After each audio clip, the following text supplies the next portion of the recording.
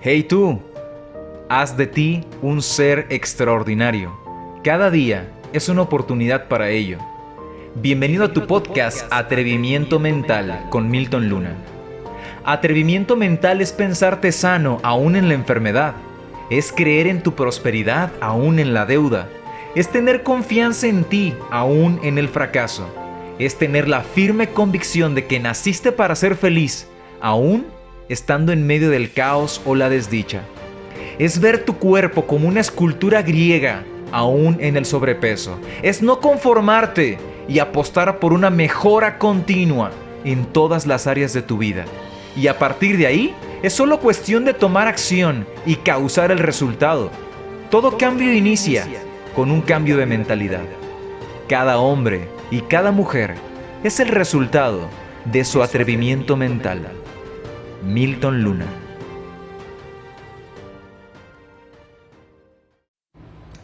Hola, ¿qué tal a todos amigos de Facebook, a esta gran comunidad? Gracias por conectarse, por compartir.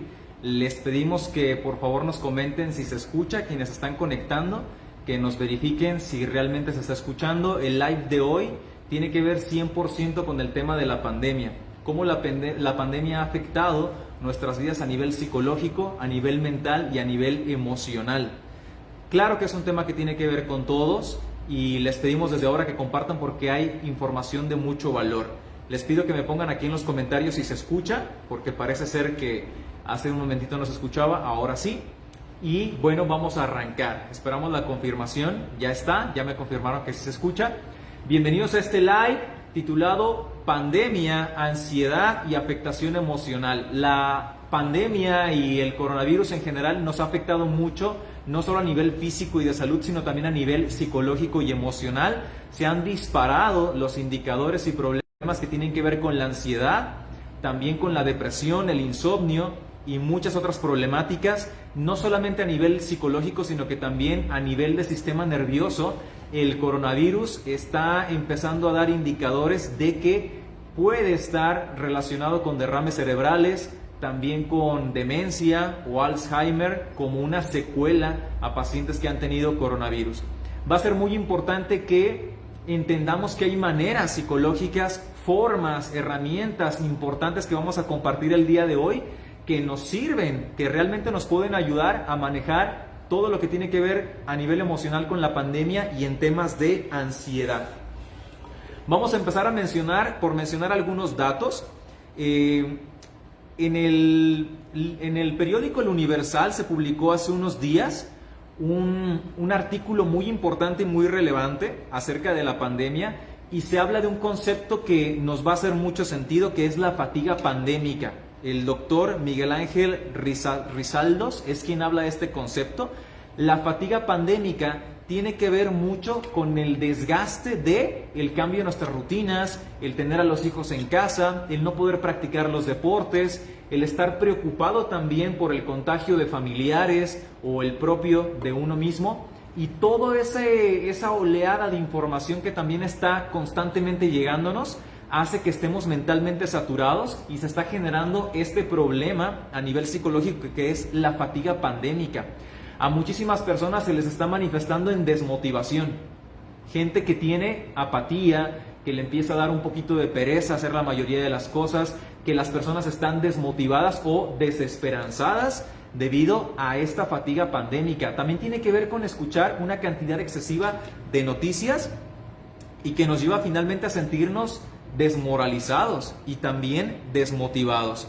Otra de las cosas que influyen mucho para tener esta fatiga pandémica es el que tenemos menos estímulos de los que teníamos antes, es decir, convivimos menos persona a persona, salimos menos a las calles, interactuamos menos con las personas que usualmente lo hacíamos en términos reales cara a cara, estamos menos estimulados por esas actividades, a lo mejor dejamos una práctica deportiva y esa menor estimulación hace que también nos acerquemos a esta fatiga pandémica.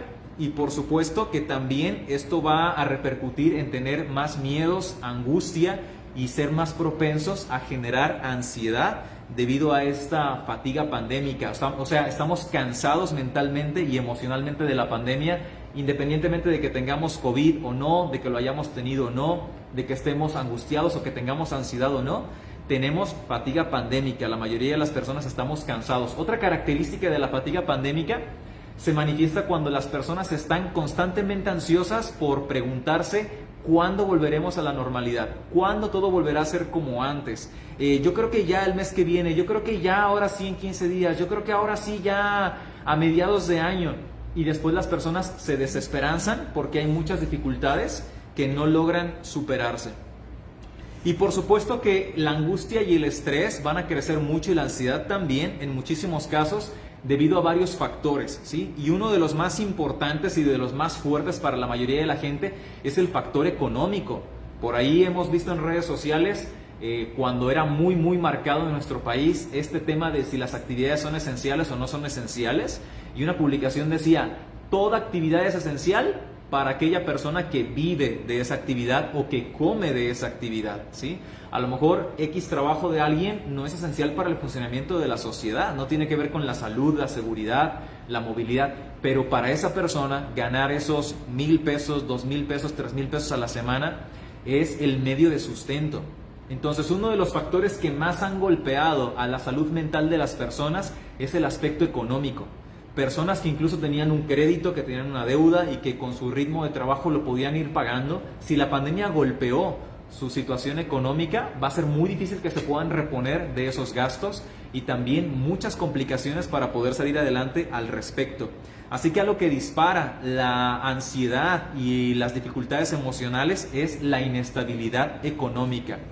Tenemos que ser muy sensibles a la situación de las demás personas porque los seres humanos tendemos a ser muy egocéntricos, muy egoístas. O sea, creemos que como la estoy pasando yo, pues así seguramente la están pasando la mayoría de las personas. No, eso no es así. Todas las personas tienen situaciones de vida diferentes y tenemos, antes que juzgar o que criticar, tenemos que ver cómo es la situación real que esa persona tiene. Yo publicaba hace unos días que íbamos a hacer este live y una persona publicaba y comentaba, que tiene todo el derecho todo el mundo de comentar por libre expresión, decía, esto es solamente un porcentaje muy pequeño de gente que está contagiada, muy pequeño de gente, el porcentaje de gente que ha muerto, es más toda la psicosis. Bueno, muy respetable, seguramente esa persona no tiene un familiar que estuvo hospitalizado, no tuvo un familiar intubado, no tuvieron que gastar 20,000, 30,000 o 50,000 pesos sus familiares en conseguir medicamentos desesperados por todas las farmacias de la ciudad o de otras ciudades para darle ese medicamento. Quizá tuvo la fortuna esa persona de no vivir el fallecimiento de un ser querido, cercano o conocido. Y pues esa es su condición, pero no significa que las demás personas no hayan vivido estas dificultades. Yo personalmente tuve un paciente que falleció de edad relativamente media a joven, se podría decir, un paciente que venía a consulta desde hace 2 años y a mediados de la pandemia él falleció por COVID. Y también he tenido pacientes que han fallecido sus familiares directos y pacientes que ellos han tenido COVID con consecuencias psicológicas fuertes respecto al tema de la ansiedad, debido precisamente a haber tenido una enfermedad de COVID delicada. También otro desgaste que nos va a generar mucha fatiga pandémica es la incertidumbre de cómo y cuándo se aplicarán las restricciones. Hoy sí se puede o no se puede, o hasta qué día se puede, o por qué no puedo entrar con esta persona y por qué aquí aplica de esta manera o de esta otra. Estar al pendiente de qué aplica y qué no aplica en las medidas de restricción, que ahora ya nos acostumbramos más, pero al principio era bastante desgastante. Otro de los grandes problemas que se han disparado debido a la ansiedad y a todo lo que implica psicológicamente la pandemia es el problema de la hipocondría. Antes de que iniciara la pandemia yo ya atendía pacientes que tenían trastorno obsesivo compulsivo.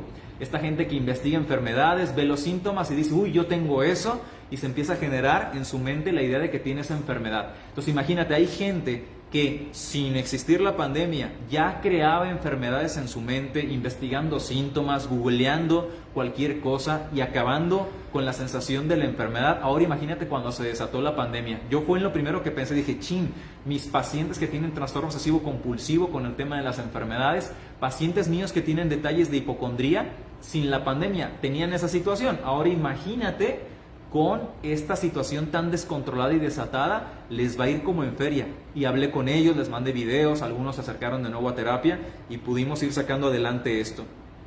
También la frustración por no poder seguir realizando una actividad que antes usualmente hacíamos, el aislamiento y la poca movilidad, también las constantes malas noticias, las noticias catastróficas van a disparar nuestra fatiga pandémica.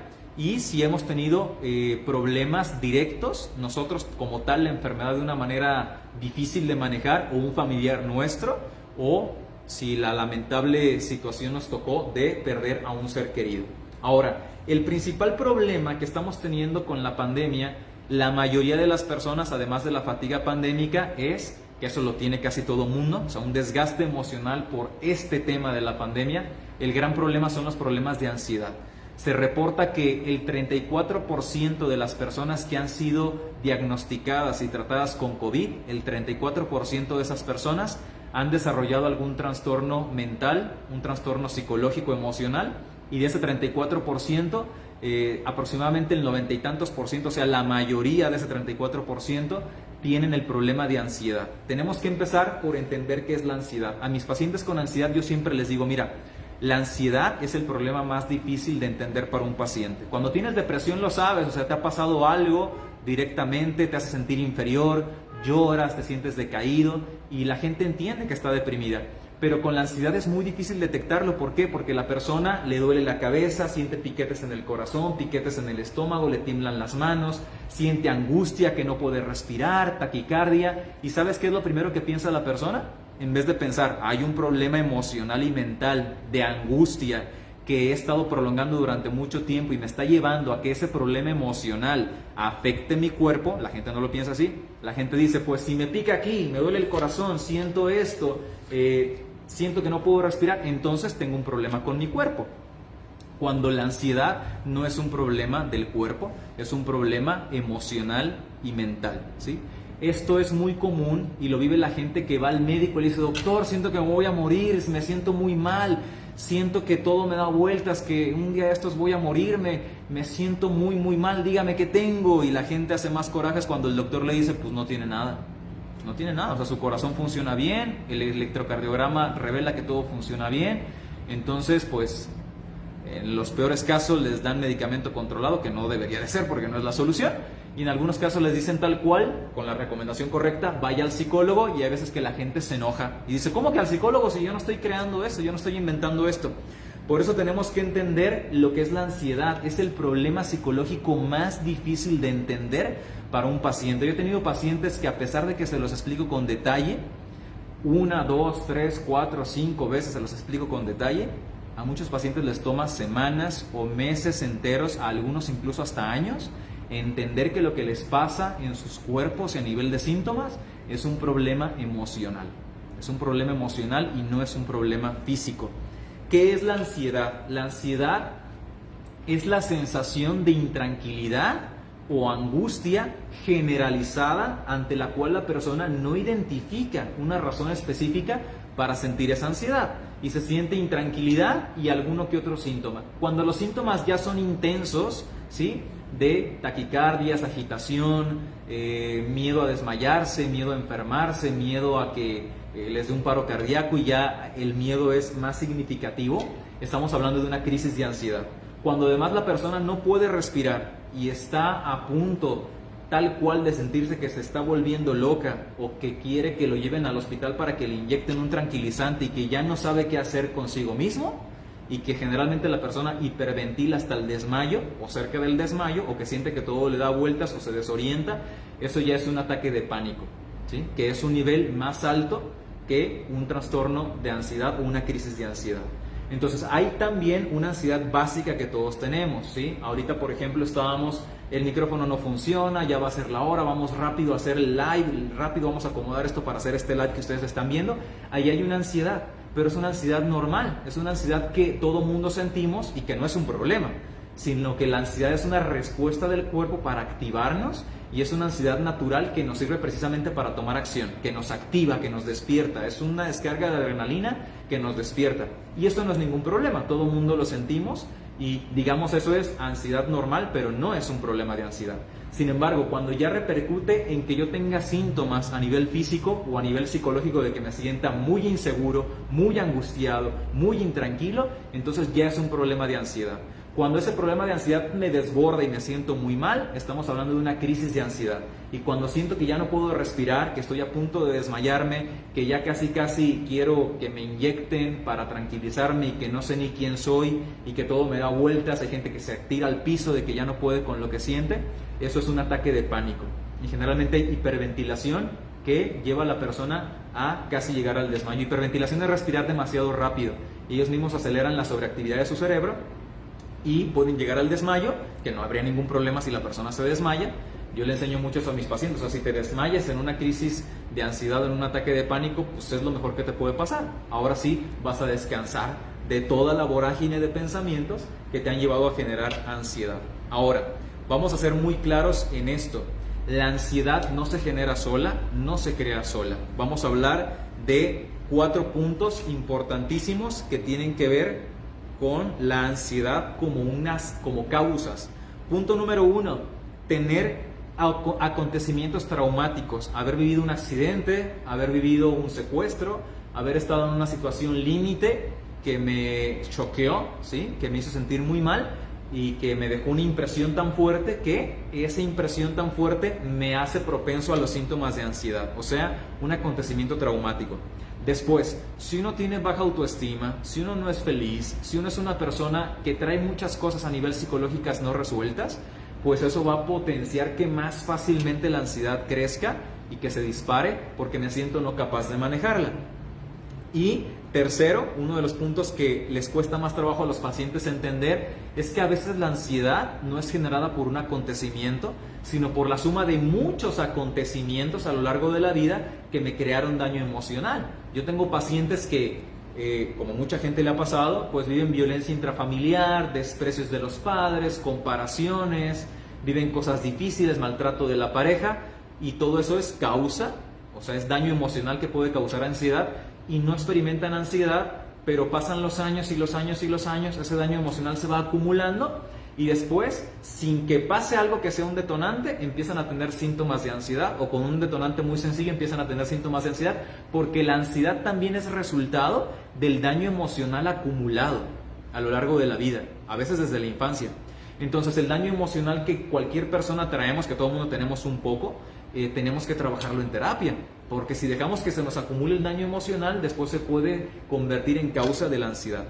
Y cuarto punto, y el más importante, uno de los más importantes, la ansiedad se fabrica con pensamientos catastróficos, o sea, pensando lo peor, imaginando lo peor, con esa mente que no para de pensar, que son las 3 de la mañana y estoy pensando en si me enfermaré, si mis papás se van a morir, si hay medicamentos, si la vacuna es para controlarnos y volvernos borregos y esclavos, y que los Illuminati, que no sé qué, y que la mente no para con esas cosas. Eso, señores y señoras, se llama pensamiento catastrófico. Y también se compone de pensamiento dramático, o sea, emociones súper intensas que estoy suponiendo de una historia que me estoy contando en la cabeza que no está ocurriendo, pero como yo la estoy viviendo en mi mente, la estoy sintiendo con el impacto emocional de ansiedad, angustia, miedo y preocupación, como si eso estuviera ocurriendo cuando solamente lo estoy contando dentro de mi mente. Así que el pensamiento catastrófico genera eso. Yo he tenido pacientes que llegan y me dicen, es que me siento muy mal, me siento que no puedo respirar, sentí la angustia, las manos se me empezaron a engarruñar y empecé a sentir en el corazón y luego en el estómago. Y ya que me cuentan toda la sintomatología, yo les digo, bueno, no me has contado nada interesante. Me serviría que me cuentes y que tú te des cuenta de todo lo que estuviste pensando horas antes o incluso días antes de ese momento. Y es cuando las personas se quedan así un poco de ¿qué? ¿Cómo? Sí, ¿qué estuviste pensando?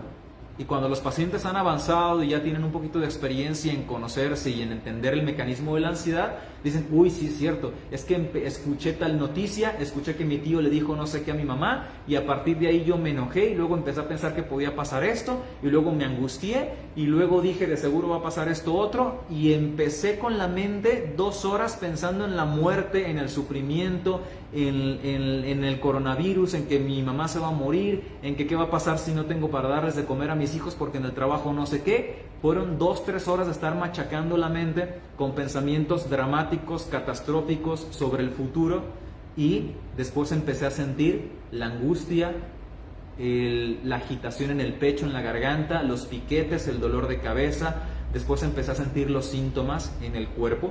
Pero sí, los síntomas de ansiedad se sienten después de horas y horas y horas pensando en el futuro, dramatizando, creando historias en la cabeza angustiantes, ¿sí? Que es muy normal cuando una persona ha tenido sucesos reales por el tema de la pandemia, y pues no es tan normal y no debería ser tan esperado cuando una persona solamente lo crea a partir de las noticias. Entonces el manejo de nuestra mente irracional y catastrófica es un gran problema, ¿sí? Es un gran problema. Bien, tenemos que ser muy conscientes de que la pandemia nos ha afectado mucho como país a nivel físico, porque tenemos una muy mala alimentación, somos número 1 en diabetes, número 1 en obesidad, y también pues tenemos poca cultura de la atención psicológica, y todos esos factores han influido para que haya pues estragos más serios en nuestro país por la pandemia. A nivel de salud mental, pues no le damos prioridad a la atención psicológica, ¿sí? Te pongo un ejemplo. Yo tuve hace tiempo una paciente que ella tiene ahorita cerca de 19 años, y cuando ella tenía 6, 7 años, su papá lo desaparecieron. Su papá, pues lo más seguro es que lo hayan raptado y lo hayan desaparecido, ¿no? Entonces, mucho tiempo después, ahora 12 años después, 13 años después, la traen a consulta porque es muy problemática ella como persona, porque trae muchas cosas en su mente y en su estado emocional que son muy dañinas. Y yo les digo, ¿por qué 12 años después? Y yo les pongo este ejemplo, a ver, porque todo eso viene de la pérdida de su papá. Si tú vieras que uno de tus hijos le está saliendo una bolita en la rodilla, luego se vuelve de color negra, luego se hace más grande, ¿te esperarías 12 años para llevarlo al médico? No, la gente lo lleva al médico lo más rápido posible, ¿no? Entonces, ¿por qué con lo psicológico no hacemos lo mismo? ¿Por qué nos esperamos a que las personas sean problemáticas y peleen y griten y se vayan de la casa y se vayan con el novio y tengan tantos problemas y beban mucho alcohol y se droguen? ¿Por qué hasta que pasan esas cosas queremos atender los problemas y no atendemos los problemas cuando están ocurriendo? Tenemos una poca cultura de la atención psicológica. Yo digo que hace 50, 70 u 80 años costaba mucho llevar a nuestros abuelos o abuelas al médico. Había personas grandes de edad que solo a rastras los podías llevar al médico. Las mamás, las abuelas decían, ay no, el doctor me va a preguntar, yo no sé qué responder. Y si me pide que me abra el pecho y me ve aquí el pecho, o me revisa, ay no, eso es malo, Dios mío, etcétera, etcétera. Y la gente se resistía y no iba al médico. Y había gente incluso que se moría por no ir al médico, que sus enfermedades se agravaban. Eso fue hace 70, 80 años con la salud a nivel físico. A día de hoy estamos viviendo lo mismo, exactamente lo mismo, pero a nivel psicológico, ¿sí?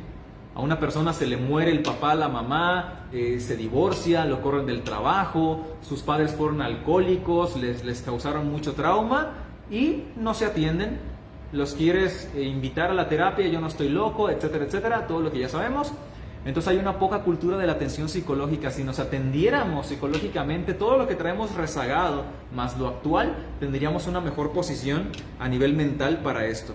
Mis pacientes con ansiedad y depresión, porque también la depresión está muy presente ahora en tiempos de pandemia, mis pacientes por ansiedad varían. Por ejemplo, tengo pacientes que tuvieron COVID de una manera grave, que tuvieron dificultades respiratorias, que durante muchos días estuvieron pensando que eran sus últimos días, que iban a morir, que qué van a comer mis hijos.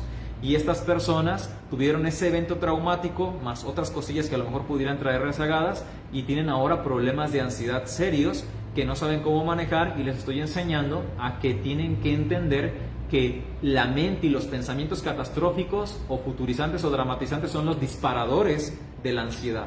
Y además de técnicas de relajación, entre otras cosas, el ejercicio también es muy importante. Y también he tenido pacientes que han perdido familiares, seres queridos, y que atendemos el duelo de esto que han vivido.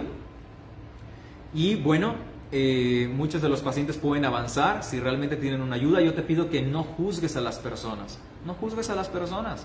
Quizá tú no viviste el tener un familiar intubado, quizá no viviste el perder un ser querido, quizá no conoces a nadie que le haya pasado muy mal debido a esta enfermedad. No juzgues a personas que quizás sí pasaron por eso y que no actúan así porque quieran, sino porque traen un trauma emocional de la pandemia que vivieron de manera muy real.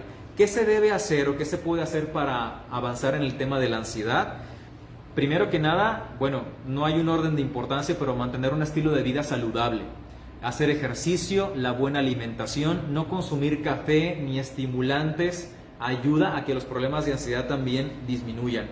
Otro punto importante es controlar nuestra exposición a noticias. Tenemos que consumir menos cantidad de noticias o que alguien nos actualice, un familiar cercano nos actualice para que no tengamos que estar viendo noticias todo el tiempo. Si tú has tenido problemas de ansiedad por la pandemia, lo peor que puedes hacer es estar viendo noticias todo el tiempo.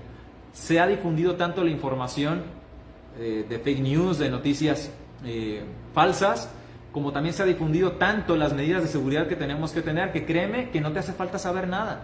Lo que tú necesitas saber ya lo sabes. Entonces, ¿para qué seguirle dando a tu mente preocupaciones y basura a través de estarte chutando noticieros y noticieros todos los días, viendo las cifras de muertos, etcétera, etcétera? No es saludable para tu mente. Se trata de que sigas las recomendaciones prácticas y que suspendas la ingesta mental de tantas y tantas noticias. Punto número 3, importante, practicar meditación, el control de tu propia mente a través de la respiración, hacer prácticas de yoga, de meditación, de ejercicios de visualización, son muy importantes porque te van a conducir a disminuir la actividad irracional de nuestra mente. Y básicamente pues tenemos 5 estilos de pensamiento que tenemos que evitar si queremos vencer la ansiedad. Punto número 1, primer estilo de pensamiento que tenemos que trascender o no alimentar, y es el pensamiento dramático. O sea, esto de ¿qué va a pasar? ¿Y si esto? ¿Y si aquello? ¿Y cómo es posible? ¿Y si algún día? ¿Y si no sabemos cómo? ¿Y si nos pasa? A ver. Viviendo con el Jesús en la boca, con esa carga de angustia y de preocupación, estás lastimando tu cerebro. Estás exigiendo que tu cerebro secrete muchos neurotransmisores, que genere mucha ansiedad, estás afectando tus emociones y tu cuerpo y la vas a pagar. Entonces no dramatices, trata de disminuir el pensamiento dramático, y el pensamiento dramático se combate generando pensamiento pragmático. Pensamiento pragmático es qué es lo que hay que hacer, y lo que está en mis manos lo hago, y lo que no está en mis manos pues lo suelto, lo dejo ir porque sé que no está en mis manos. Entonces el pensamiento dramático consiste en hacer una gran expresión de emociones descontroladas, alterando a los demás, alterando a los niños, desafortunadamente, y a otras personas que nos rodean. Y lo opuesto se podrá generar y podremos vencer este pensamiento dramático con el pensamiento pragmático. ¿Qué me toca hacer? Punto número 2, segundo estilo de pensamiento que tenemos que vencer, el pensamiento catastrófico. O sea, imaginarse a uno o a los familiares ya muertos en el cajón. ¿Dónde vamos a contratar el funeral? ¿Quién va a traer las flores? ¿Quién va a traer el café? ¿Quién va a hacer el rosario, el novenario? A ver, espérate. Ni siquiera han dado positivo en la prueba. ¿Por qué ya estás imaginando el novenario? Hay gente a la que le está pasando eso, ¿sí? Entonces el pensamiento catastrófico es crear catástrofes en tu cabeza a partir de una realidad que no tenemos o que no tienes la madurez de aceptar que no sabes algo, que no sabes qué va a pasar, y en vez de aceptar, ok, no sé lo que va a pasar, en vez de aceptar eso, mi mente vuela porque no puedo aceptar con madurez el principio de incertidumbre y crea pensamiento catastrófico. El pensamiento catastrófico se va a vencer si nosotros aceptamos lo que sabemos y reconocemos lo que no sabemos, ¿sí? Sé que apenas le van a hacer la prueba, sé que la prueba dio positiva, y que hay que seguir los protocolos y las indicaciones de los médicos. Eso es lo que sé. Punto. No me creo historias, no creo películas sobre el futuro, porque eso es pensamiento catastrófico. Y el pensamiento catastrófico también se vence mucho aceptando el principio de incertidumbre, que esto es algo importantísimo para todo mundo en todas las etapas de la vida, es una lección de vida. ¿Qué es aceptar el principio de incertidumbre? La simple idea de que la mayoría de cosas en esta vida y en este mundo no las podemos controlar y que no sabemos lo que va a pasar. No sabemos lo que va a pasar. No sabemos lo que va a pasar dentro de 5 años ni dentro de 10, si va a haber otra pandemia o no. No lo sabemos.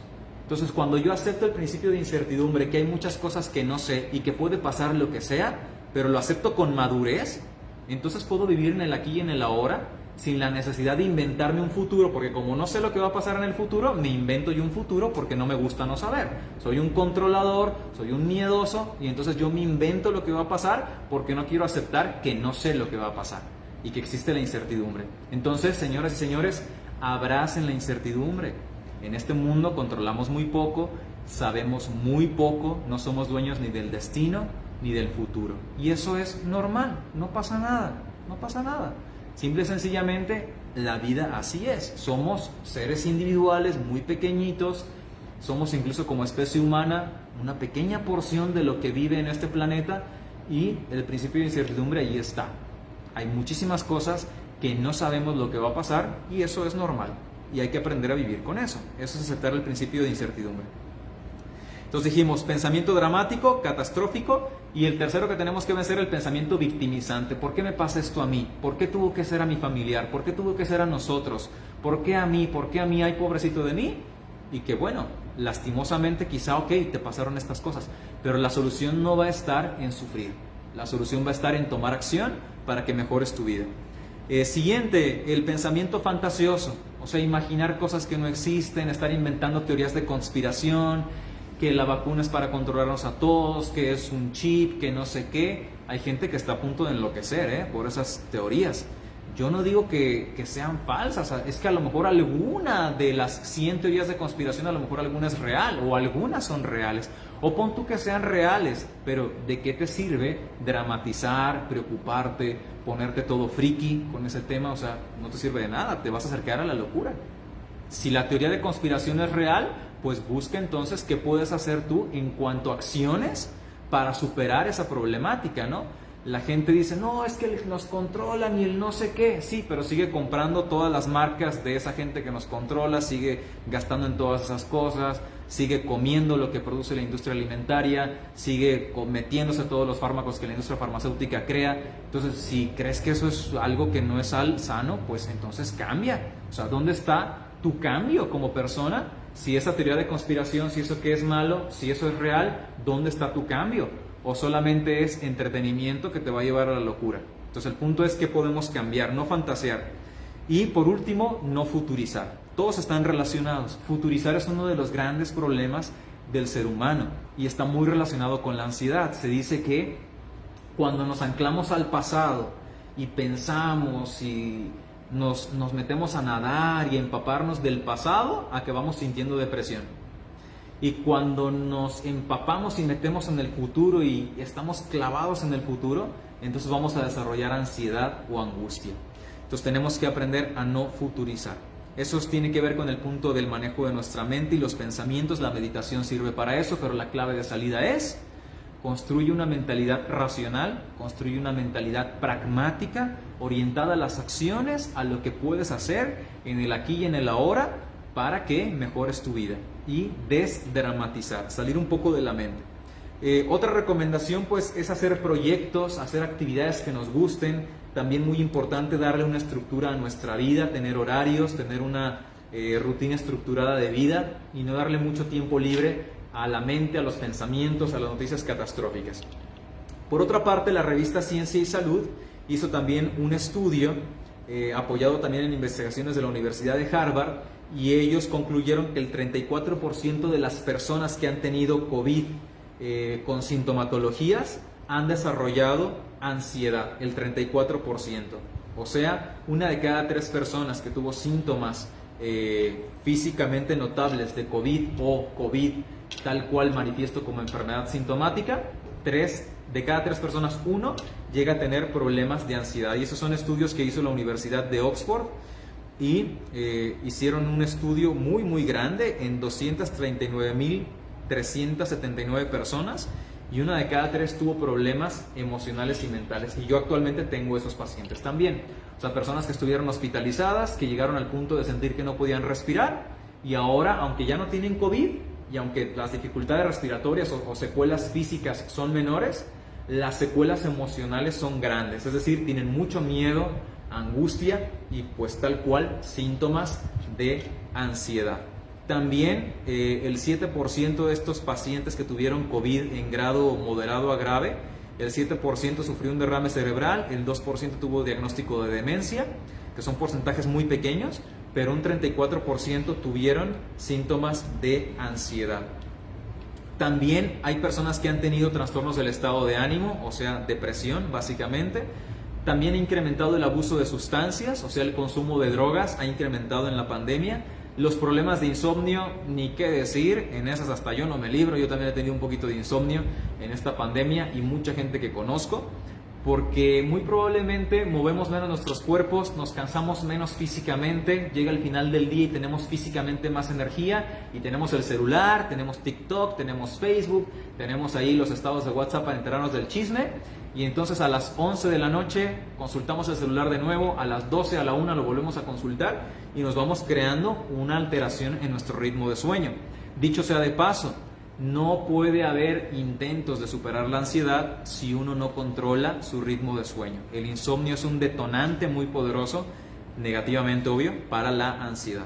Tristemente, también han incrementado los problemas de violencia intrafamiliar. Esto tiene mucho que ver con lo económico y también pues con toda la presión alrededor de lo económico.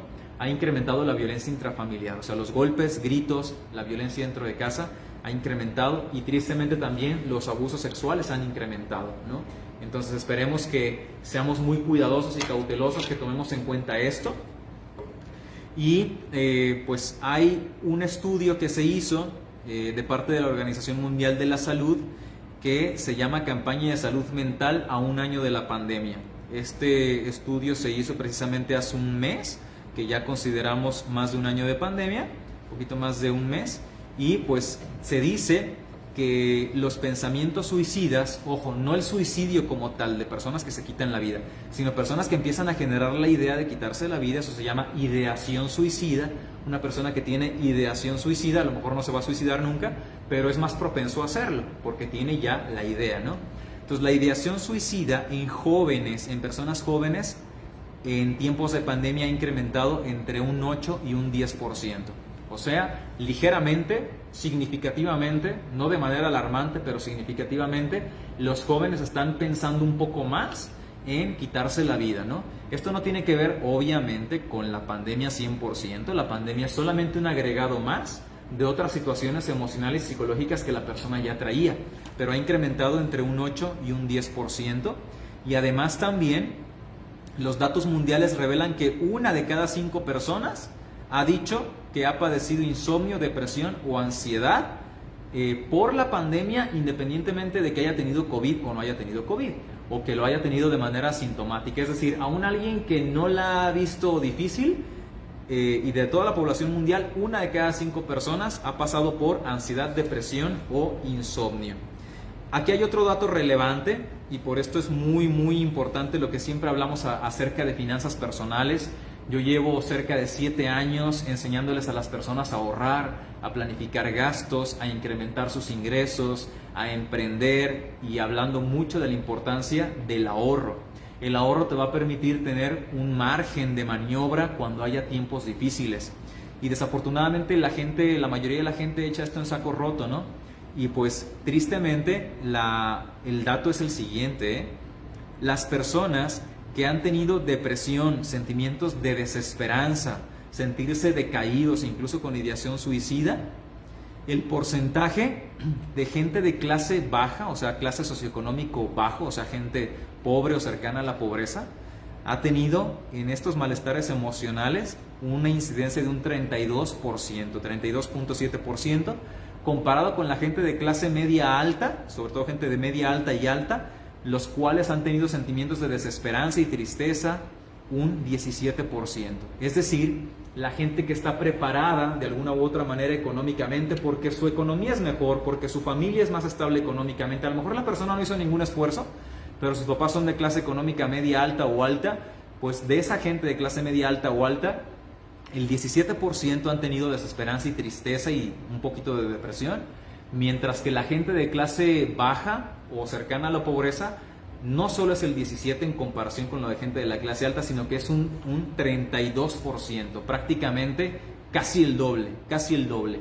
Entonces, entre más preparados estemos económicamente, las cosas las vamos a poder maniobrar con cierto margen. He ahí la importancia de ahorrar, he ahí la importancia de cuidar nuestras finanzas, porque al final de cuentas el factor económico es más trascendente que nunca en la historia de la humanidad, porque así es la sociedad en la que vivimos, porque así es el capitalismo en el que vivimos. No estoy diciendo que sea bueno ni malo, eso ya es tu juicio, simplemente es así, y por lo tanto tenemos que ser muy cuidadosos del tema de las finanzas. Durante el confinamiento, que duró algunos 6 o 7 meses en unos países, 8 meses en otros, es variable en cada país, pero a nivel mundial el 30% de la gente tuvo ataques de pánico durante el confinamiento, 25% se sintió socialmente excluida o desconectada de la gente y 55% no podían controlar las preocupaciones en su mente durante el confinamiento. Claro que cuando se levantó el confinamiento o parcialmente se levantó el confinamiento, la gente ya empezó a respirar un poquito más, ¿no? Emocional y mentalmente. La pandemia, ¿cómo ha afectado a los niños? Pues los ha afectado de una manera seria, ¿eh? El 76.6% de niños tienen dificultades de concentración por el tema que tú quieras, la pandemia, la sobreinformación, las clases en línea, lo que tú quieras, pero el 76% tienen problemas de concentración. Niños, estamos hablando de niños. La irritabilidad está en un 39% en los niños y 52% de los niños reflejan aburrimiento. Y aquí quiero ser muy claro en que tenemos que ser creativos. Se vendieron muchos más juegos de mesa durante la pandemia, hubo diferentes tipos de actividades que se podían hacer en casa. Los papás, claro, tenían que hacer un sobreesfuerzo de ser creativo, de sacar energía, tiempo para convivir con los niños.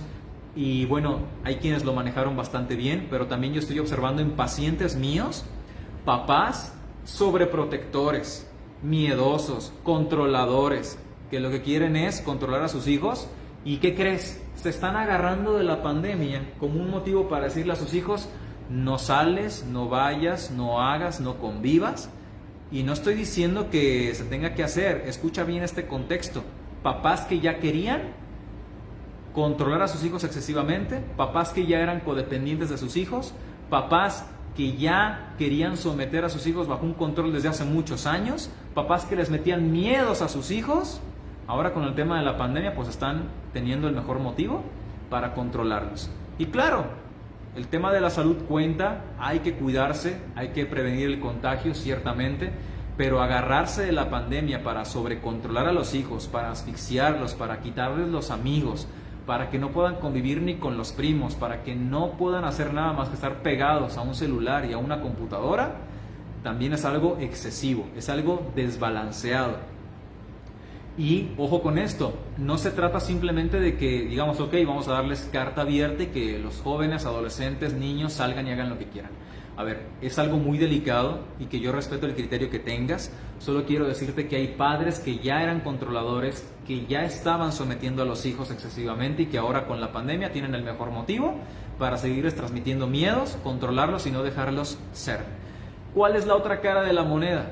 La otra cara de la moneda es que muy probablemente estás creando hijos o inseguros, ¿sí? Que fácilmente van a doblegarse ante cualquier reto de la vida porque así los estás formando, con miedos, o vas a tener hijos sumamente irritados, ¿sí? Muy rebeldes, deprimidos, que ojo, la depresión en la adolescencia se suele manifestar de manera reactiva.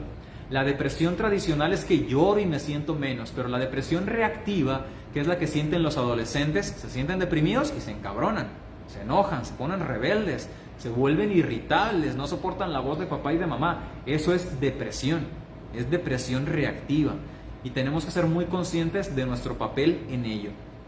Para terminar, quiero pedirte de favor que me ayudes a compartir este live. Dale aquí en los botones de compartir. Este live le puede servir a muchísimas personas y quiero terminar con algunos puntos claves. Punto número 1, busquemos ayuda psicológica. Ir a terapia es lo más saludable que uno puede hacer por uno mismo.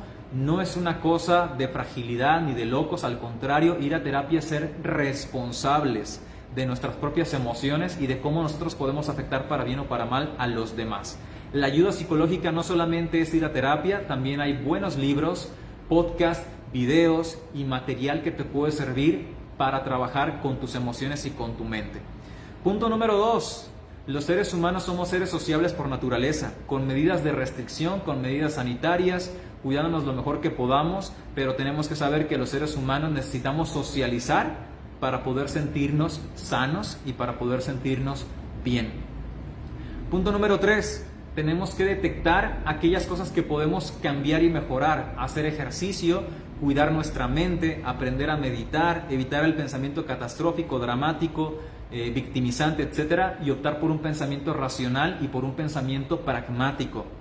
Y muy importante, para terminar, necesitamos mantener un ánimo de esperanza, necesitamos mantener un ánimo de optimismo, salir adelante, porque se puede salir adelante juntos, y ser muy sensibles a que las demás personas, cada persona está viviendo su realidad con su contexto, con sus complicaciones, y no porque a algunos de nosotros esta pandemia no haya sido difícil, no quiere decir que otras personas no hayan vivido la muerte de familiares intubados, o que hayan tenido que gastar todo lo que tenían por recuperar la salud.